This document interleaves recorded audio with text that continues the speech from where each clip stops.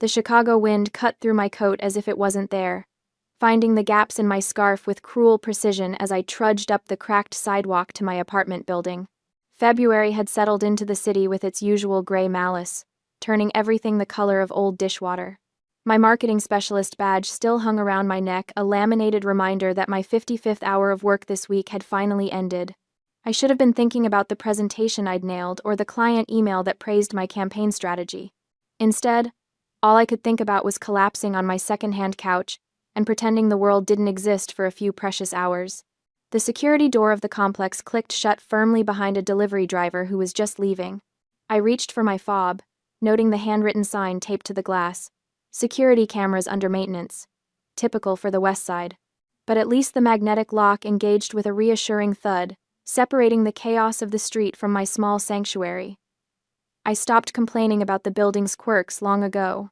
At 26 and pulling in $55,000 a year in one of America's most expensive cities, I'd learned to pick my battles. I believed the heavy steel door kept me safe. I didn't realize then that a locked door is only a deterrent to honest people, not to someone patient enough to wait for a careless neighbor to hold it open out of politeness. My apartment was on the 3rd floor, number 3C. The hallway always smelled like Mrs. Higgins's cooking from 3A, a mix of garlic and something vaguely floral that I'd never been able to identify. Today, though, something felt different. I slid my key into the deadbolt. It turned smoothly, the way it always did. No scratches around the lock, no signs of forced entry. The door swung open on hinges that needed oil, and I stepped inside. That's when I felt it. You know that feeling when you walk into a room and somehow know someone else has been there?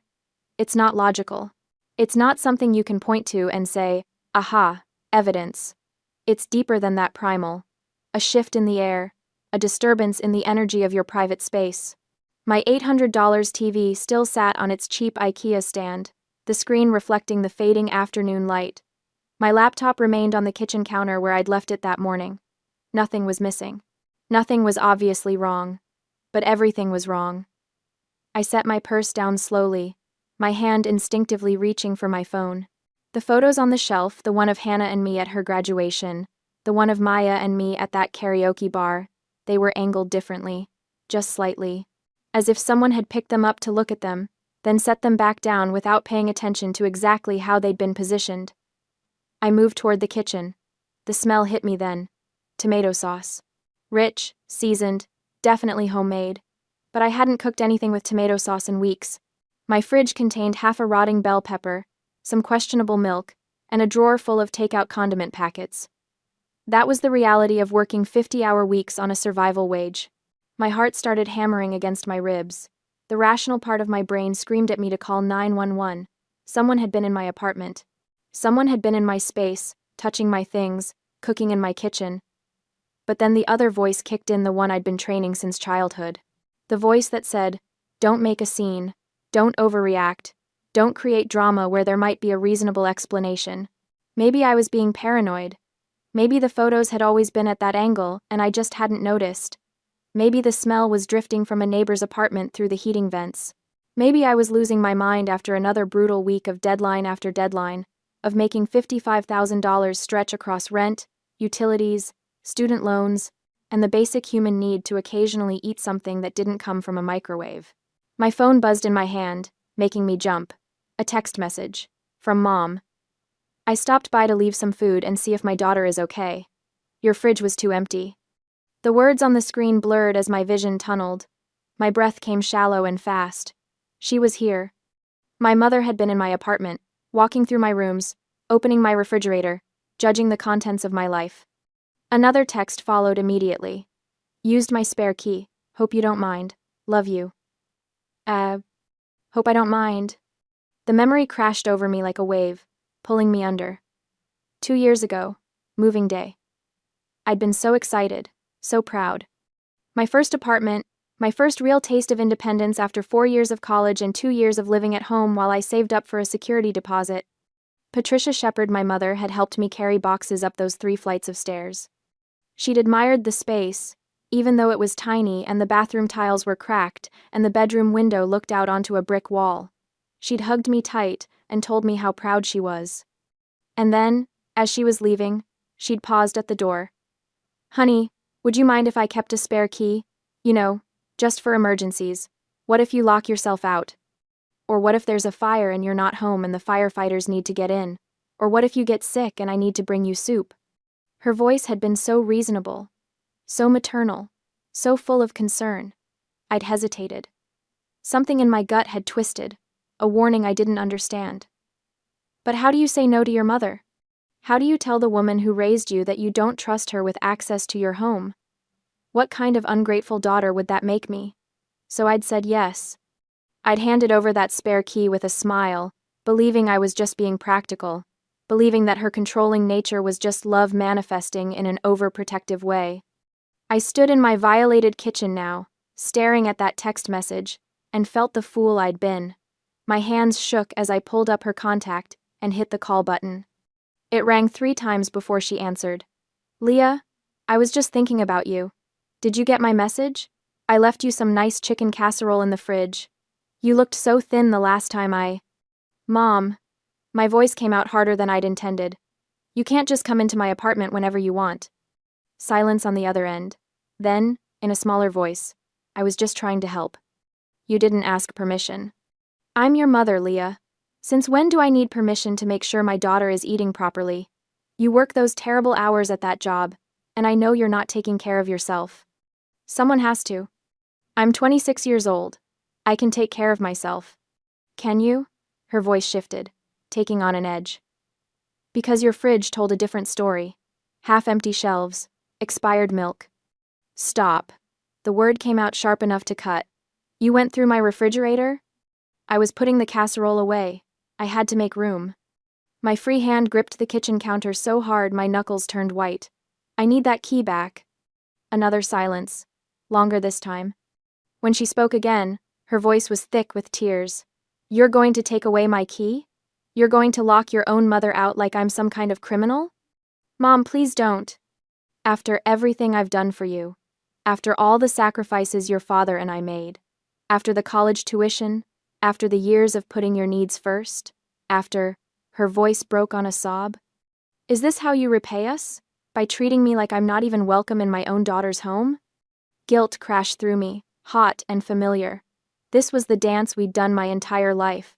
I set a boundary. She weaponized emotion. But I held firm. I'm not saying you're not welcome. I'm saying you need to call first.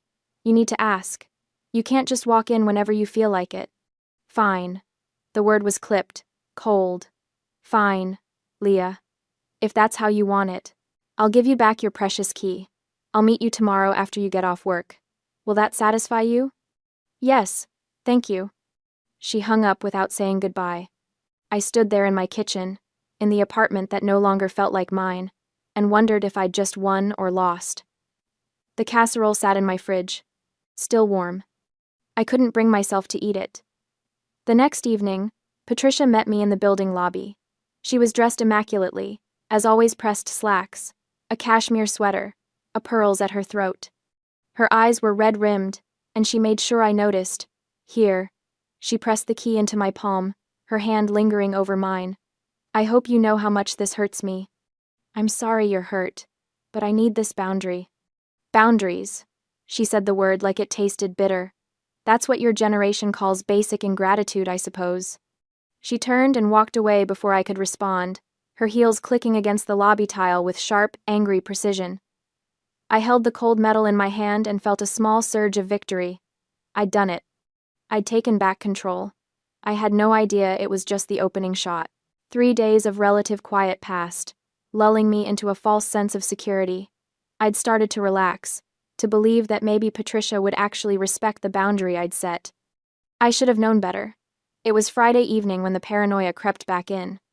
I was organizing my desk drawer, procrastinating on the market analysis I'd brought home when I decided to put the returned key back onto my spare ring. I pulled out the key Patricia had handed me in the lobby and compared it to my own original key. My stomach dropped. The key she had returned was shiny brass, the edges sharp and clean. My original key, the one I had given her 2 years ago, was worn, the metal dull from use. I grabbed the spare I kept in the junk drawer for emergencies and laid all 3 on the desk. Original, emergency spare. And the returned key. The math didn't work. The key she gave me wasn't the one I gave her. It was a brand new copy. My hands started shaking as the reality crystallized. She hadn't just made a copy recently. She must have kept the original I gave her 2 years ago and gone to a hardware store to cut a duplicate to hand back to me. It was a performance. A calculated move to make me think I had won while she maintained her access. She still had a key to my apartment. I felt sick. The violation was so much deeper than I'd realized. She'd planned this. She'd intentionally deceived me, knowing that I would trust her word. I grabbed my phone and called the first locksmith I could find on Google. 24-hour service, thankfully. The technician arrived 90 minutes later, a tired-looking man in his 50s who'd clearly been called away from his dinner. "Someone you know have a key?" he asked as he worked on the deadbolt. "My mother." He didn't even look up. "Yeah, that's about 70% of my emergency calls. Parents, ex-partners, former roommates. People think a key is love. It's not. It's just a piece of metal." The wisdom of a locksmith at 9 p.m. on a Friday night. I would have laughed if I weren't so angry. The invoice came to $250. New deadbolt, new doorknob lock, 2 new keys for me. I stared at the number and felt my chest tighten. That was my weekend plans, gone. That was groceries for 2 weeks. That was the small buffer between me and my credit card. I handed over my debit card and tried not to think about the instant ramen I'd be eating for the foreseeable future, but I could breathe again. She couldn't get in now. The locks were mine. Except the attack had already shifted to a new front. The text came from Dad on Sunday afternoon. Robert Shepard rarely texted. He preferred to deliver his judgments in person, or via phone call where he could hear you squirm. The fact that he'd resorted to text meant this was calculated. "I spent over $40,000 on your college tuition, not for you to treat your parents like strangers. Don't let the money I worked hard for raise an ungrateful child." I read it 3 times, each pass making my blood pressure spike higher. And $40,000. He'd managed to reduce our entire relationship to a transaction. 4 years of a state university, partially covered by scholarships and my own student loans, plus the portion they'd contributed as parents, all of it weaponized into a guilt bomb designed to detonate my resistance. Another text followed. "Your mother cried for 2 hours after you accused her of being a criminal. Is this who you've become?" I typed and deleted 5 different responses. Everything I wanted to say about boundaries, about respect, about the fact that changing my locks wasn't an accusation, but a necessity, would just be twisted. Used as evidence of my ingratitude, my coldness, my transformation into someone they didn't recognize. So I said nothing. I let the messages sit there, unanswered. But the silence didn't protect me. Patricia started calling. 3 times a day at first, then more. She'd leave voicemails that started sweet, "Just checking in on my baby girl," and ended with barbs, "I guess you're too busy for family now." Robert sent emails to my work account. Professional sounding at first glance, but anyone who read between the lines would see the manipulation. "Hope you're doing well. Mom mentioned you've been stressed. We're always here if you need to talk about what's really going on." What's really going on? As if my need for privacy was a symptom of some deeper problem they needed to diagnose and fix. The calls came during my lunch break, during meetings, during the precious quiet morning hours before work when I tried to center myself for the day ahead. My phone became a weapon pointed at my peace of mind. I started letting everything go to voicemail. I stopped reading the texts immediately, but even that didn't stop the constant buzzing, the notifications stacking up like bills I couldn't afford to pay. Hannah noticed first. We were having coffee on a Wednesday afternoon, a rare break in both our schedules, when she grabbed my phone off the table. "Leah, you have 47 unread messages. 47. "I know. Are they all from?" "Mostly." I took the phone back and silenced it. "Some are from Dad too now." Hannah's expression shifted from concern to anger. "They're tag-teaming you." "It's fine. I changed the locks. They can't actually get in anymore. But they're still getting to you." She leaned forward, her voice dropping. "You've lost weight. You look exhausted. When's the last time you slept through the night?" I didn't answer because we both knew the truth. The physical lock on my door had stopped the intrusion into my space, but it had done nothing to stop the psychological siege. If anything, it had escalated. Patricia had moved beyond voicemails. She'd started showing up at my building, not coming upstairs but lingering in the lobby. The first time I saw her there, my heart nearly stopped. She was sitting on the old couch near the mailboxes, looking small and sad and perfectly positioned to intercept me. "I was in the neighborhood," she'd said, as if the West Side was anywhere near her pristine suburban home 40 minutes away. "I thought maybe we could talk. Really talk, without all this anger between us." I'd kept walking, my heart pounding, my hands shaking. "I have plans, Mom." "Plans?" She'd said it like I'd announced I was joining a cult. "You always have plans now. Plans that don't include your family." I didn't stop. I couldn't. If I stopped, if I engaged, she'd pull me back under. That was a week ago. She'd been back twice since then, always just in the neighborhood, always with that wounded expression that made me feel like a monster for wanting space. The harassment via phone continued. The moral pressure mounted. My inbox became a minefield of subject lines like, "We need to talk about your behavior," and "Worried about you," and the particularly devastating, "Where did we go wrong?" I realized, sitting alone in my apartment on a Sunday night with my phone buzzing for the 15th time that day, that I'd been fighting the wrong battle. A physical lock only blocks a door. It doesn't stop the manipulation, the guilt, the constant erosion of your boundaries through sheer persistent pressure. They were teaching me a lesson. You can change the locks, but you can't change the fact that we own you. We paid for your education. We raised you. We have rights to you that no deadbolt can revoke. I looked around my apartment, my safe space that no longer felt safe, and knew something had to give. I couldn't live like this, not for another week, another month, another year of my life. The cost of the new locks had been $250, but the cost of my peace of mind, my sanity, my ability to function as an independent adult, that price was climbing higher every single day. My phone buzzed again. Another text from Patricia. "I made your favorite meatloaf tonight. Remember how you used to help me make it when you were little? I miss those days. I miss my daughter." I stared at those words, "I miss my daughter," and felt something harden inside me. She didn't miss me. She missed the version of me that never said no, never questioned, never demanded to be treated like an adult with rights to privacy and boundaries. That version of me was gone. And I was starting to realize that no amount of explaining, no amount of reasonable conversation, no amount of hoping they'd understand, was going to make them accept that. The lock on my door was just the beginning. I'd stopped them from physically entering my space, but they were still camped out in my head, in my phone, in my emotional landscape. I needed a bigger weapon. I just didn't know yet what that weapon would be. The fragile silence lasted exactly 2 weeks. That's how long it took for my mother to test me again. I should have known the peace wouldn't last. And what I didn't anticipate was that Patricia Shepard doesn't accept shields. She dismantles them. It was a Tuesday afternoon when my phone rang with an unfamiliar number. I was at my desk, halfway through a presentation deck for a client meeting, when I saw the 312 area code flash across my screen. "This is Leah." I answered, professional and clipped. "Miss Shepard, this is Mark Ellison, building manager at Westside Towers."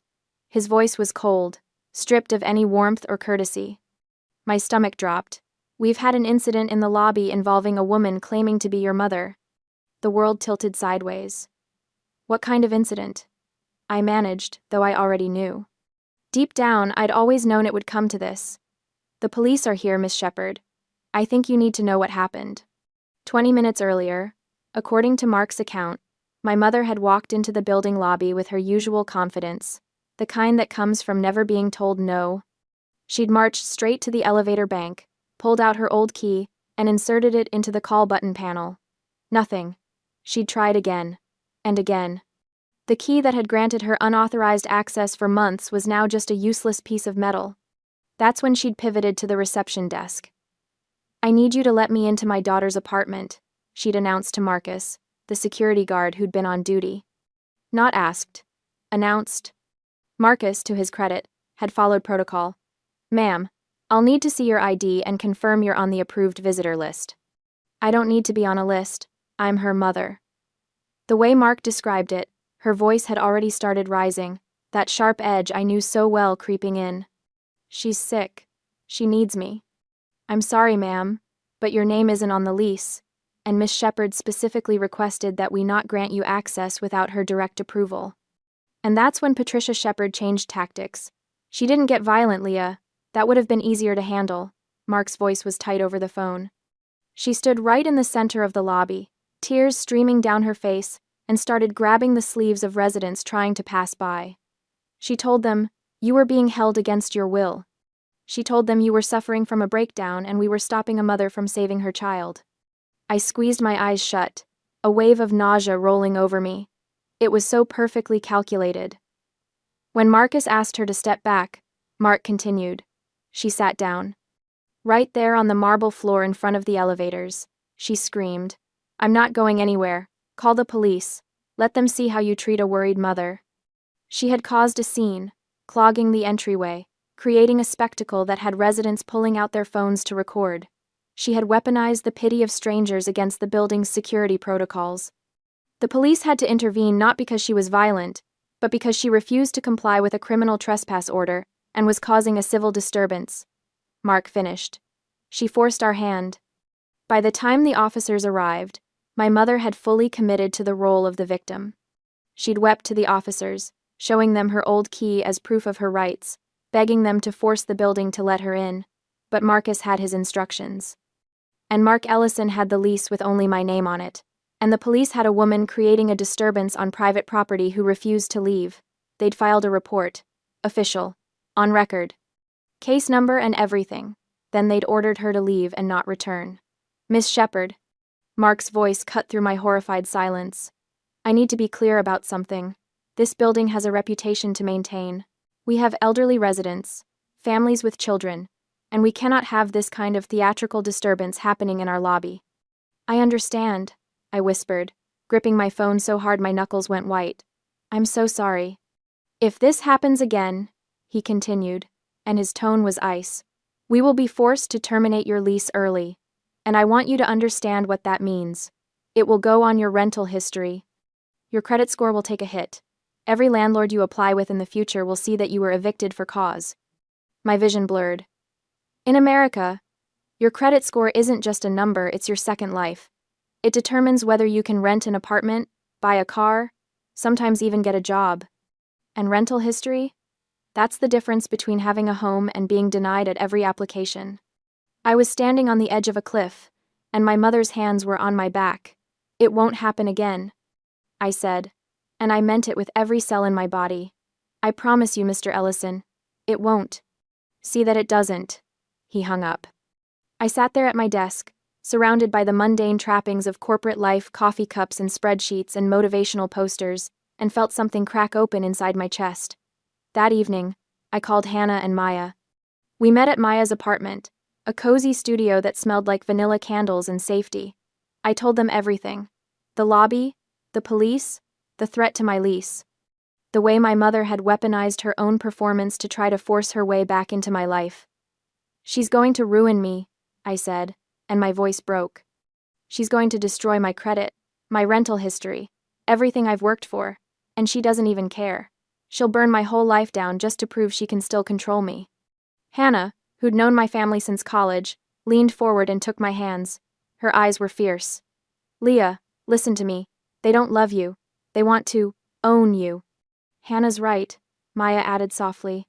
"Love doesn't look like this. Love doesn't sit on a lobby floor screaming lies to strangers. This is possession. This is control." "But she's my mother." "And you're a grown woman with rights," Hannah interrupted. "You've tried boundaries. You've tried talking. You've tried everything reasonable." She responded by forcing the police to get involved. "What else does she have to do before you accept that she's not going to stop?"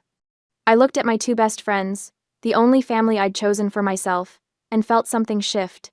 It wasn't anger, exactly. It was clarity. "What do I do?" I asked. "You protect yourself," Maya said firmly. "You get a lawyer. You file a restraining order. You make it legal, official, and documented. You make it so that if she tries this again, there are consequences that actually matter." Hannah nodded. "You've been fighting with one hand tied behind your back because you still thought appealing to her better nature would work, but she doesn't have one. Not when it comes to you." They were right. I'd been clinging to the fantasy that somewhere inside Patricia Shepard was a mother who would wake up and see what she was doing to me, but that mother, if she'd ever existed, was gone. I pulled out my phone and looked at the text thread from my father. The one where he'd demanded repayment for my tuition. The one where he'd called me selfish and ungrateful. Then I opened my photos and pulled up the screenshot I'd taken of Mark Ellison's number. "I need a copy of that police report," I said aloud. Maya raised her eyebrows. "Why?" "Why?" "Because I'm not asking nicely anymore," I replied. "I'm going to court. Radio silence is a weapon, and I wielded it like a blade. For 48 hours after the lobby incident, my phone became a battlefield I refused to enter. My mother's texts poured in, dozens of them, each one a carefully crafted missile designed to hit a different emotional target. "I can't believe you called the police on your own mother. We raised you better than this. Everyone is asking what we did wrong. Do you know how humiliating this is? Your father's blood pressure is through the roof. If something happens to him, it's on you." My father's texts were worse because they came wrapped in the language of finance and obligation. "We are willing to forgive the $40,000 if you apologize and give us back the key. This is your last chance to make this right before we take legal action. You're throwing away your family over a door lock.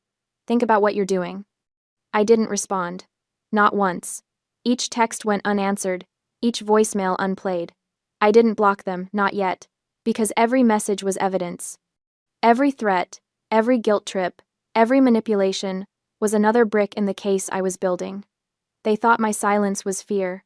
They thought I was cowering, preparing to surrender. They had no idea I was preparing for war. On Thursday morning, I walked into my bank and withdrew $300 from my emergency fund. The teller counted out the bills with mechanical efficiency, oblivious to the fact that she was handing me ammunition. $300. In the grand scheme of things, it wasn't much. But it was enough to file court paperwork, enough to make my boundaries legally enforceable, enough to finally make them stop. From the bank, I drove to the Westside Towers office. Mark Ellison looked up from his computer with barely concealed wariness when I knocked. "Miss Shepard." "Mr. Ellison, I need a copy of the police report from my mother's incident." I kept my voice steady. "Professional. For legal purposes." He studied me for a long moment, then nodded slowly. "I can get you that. Give me 10 minutes." When he returned, he handed me 3 stapled pages, the official Chicago Police Department incident report, complete with case number, officer names, and witness statements. Marcus's account of my mother's behavior was damning in its clinical precision. Subject created a civil disturbance by impeding resident access and refusing to vacate the premises. Subject made false claims regarding resident welfare to incite bystander intervention. Subject refused multiple requests to leave private property. "Thank you," I said quietly. "Miss Shepard," Mark said as I turned to leave. "I hope you're handling this." "I am," I replied. "I promise you, I am." Later that day, the Cook County District Court building was imposing in the way government architecture always is, all concrete and authority, designed to make you feel small. I clutched my folder of evidence and walked through the metal detectors with my head high. The clerk's office was on the 3rd floor. Behind the desk sat a woman in her 50s, with sharp eyes and efficient hands. Her nameplate read, Dana Whitmore. "I need to file for a restraining order," I said. Dana didn't even blink. She'd probably heard that sentence 1,000 times. "Temporary or permanent?" "Temporary. For now." She slid a form across the desk. "Fill this out. Be specific about dates, times, and incidents. If you have documentation, that helps." I sat in one of the plastic chairs bolted to the floor and began writing. Everything spilled out onto the page: the unauthorized key, the intrusion into my home, the changed locks, the lobby breakdown, the police report. I made sure to emphasize the specific legal language I had researched the night before. That my mother's escalating behavior constituted a credible threat of imminent harm to my mental well-being and housing security. I attached the printouts of my parents' text messages that I'd prepared at the office earlier. When I brought the completed petition back to Dana, she read through it with practiced efficiency. Her expression never changed, but when she reached the police report, she paused. "This is good documentation," she said, looking up at me. "Most people don't have this." I learned fast. I replied. She stamped the papers, processed my $300 payment, and handed me a receipt. Judge Ramirez is fair when it comes to these disputes. You cannot lose this case. Don't worry. Thank you. I took the papers with trembling hands. Thank you so much. Dana's expression softened just slightly. You're doing the right thing. Don't let anyone tell you otherwise. From the courthouse, I went back to see Mark Ellison. This time, I came armed. Mr. Ellison, I filed for a restraining order today. I placed the copies on his desk, the TRO petition, the police report, the court receipt. I want you to know I'm taking this seriously. He picked up the documents, reading carefully. This is good. This is very good. There's something else, I continued, my heart pounding. I need to break my lease early. His expression clouded. Miss Shepherd, you're aware there's a penalty. Section 14.3 of the Illinois Safe Homes Act, I interrupted. Tenants who are victims of stalking or harassment with documented police reports are allowed to terminate their lease without penalty if they face a credible threat of imminent harm on the premises. I have the police report. I have the restraining order petition. I qualify. Mark stared at me for a long moment, then down at the paperwork. I watched him piece it together, the liability risk of keeping me here, the continued threat of my mother showing up and causing more theatrical scenes, the legal protection I was invoking. Finally, he nodded. When do you want to be out? End of next week, if possible. I'll waive the penalty, he said, but you need to be out by the 31st. And Miss Shepherd? You're making the smart choice. No. I walked out of that office with my head spinning. The lease break penalty would have been over $2,000 money I didn't have, money that would have trapped me in place. Instead, I just saved every penny. Money I could now use for a deposit on a new apartment. Money I could use to disappear. My phone buzzed. Another text from my mother. We're coming over next Saturday to talk about this face-to-face. We'll bring lunch. Your favorite? Meatloaf. I looked at the message and felt nothing but cold determination. Come next Saturday. I won't be here. And by the time they realized what I'd done, it would be too late. 5 days later, I learned that the price of freedom is often comfort. I signed the lease on Tuesday afternoon next week. The new studio in the Riverside Towers was safer, undeniably doorman, key fobs, cameras everywhere, but it was suffocatingly small. It was the only unit I could afford that offered the level of security I needed. My budget was shattered. The $300 for the court filing, the deposit, the first month's rent, it had drained me dry. I stood in my old apartment on Friday night, staring at my beloved sectional couch. It was the first nice thing I'd ever bought for myself. It wouldn't fit in the new elevator. Even if it did, it wouldn't fit in the new apartment. We have to leave it, I told Hannah, my voice hollow. We can try to pivot it.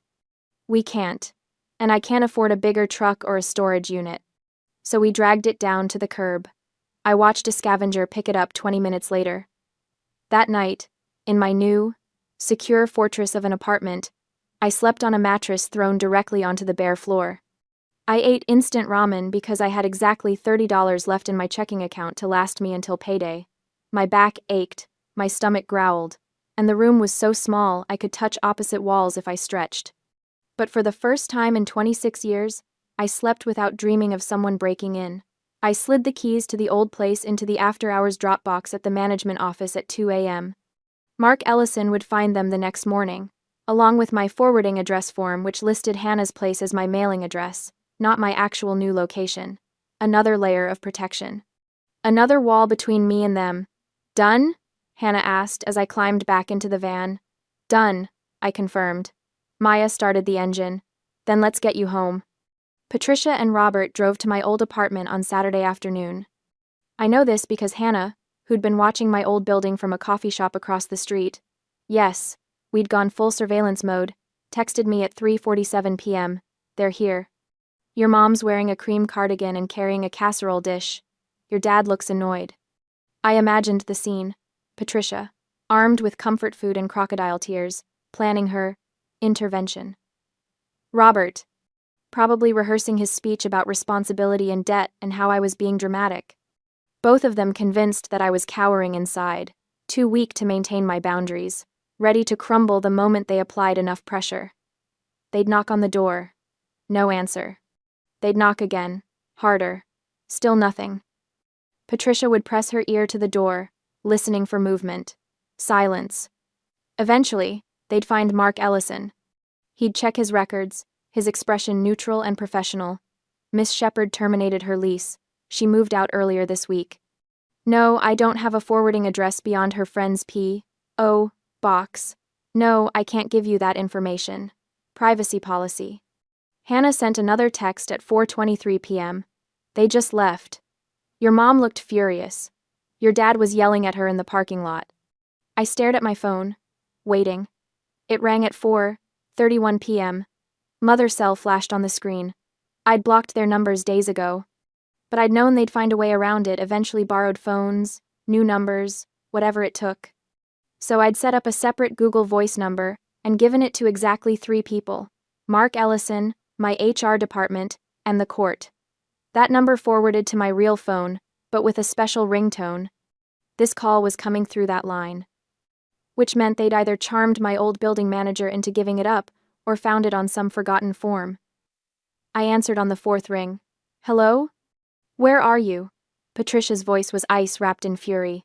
What have you done? I've moved, I said calmly, sitting cross-legged on my mattress on the floor. As is my legal right, as an adult, with my own lease. You can't just disappear. I can, actually, and I have. Robert's voice cut in speakerphone then. Leah, this is ridiculous. We drove all the way over there to talk to you, and you're gone? What kind of daughter? The kind who files police reports, I interrupted. The kind who documents harassment. The kind who takes legal action when her parents refuse to respect basic boundaries. Silence. Then, legal action? I took a breath, savoring the moment. The petition for a restraining order was accepted by the court based on the police report from last week. The judge reviewed the evidence, the break-in, the trespassing, the harassment, all of it. The papers will be served. You're bluffing, but Patricia's voice shook. Am I? I guess you'll find out when the process server shows up. I hung up. My hands were steady.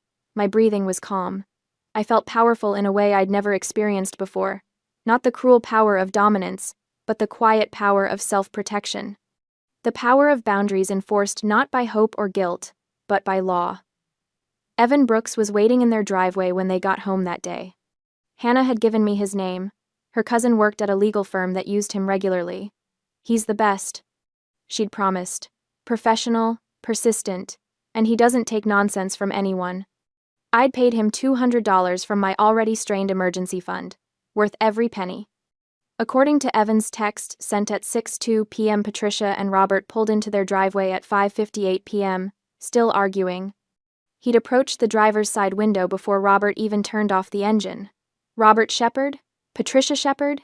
You've been served. He handed them the thick manila envelope through the car window.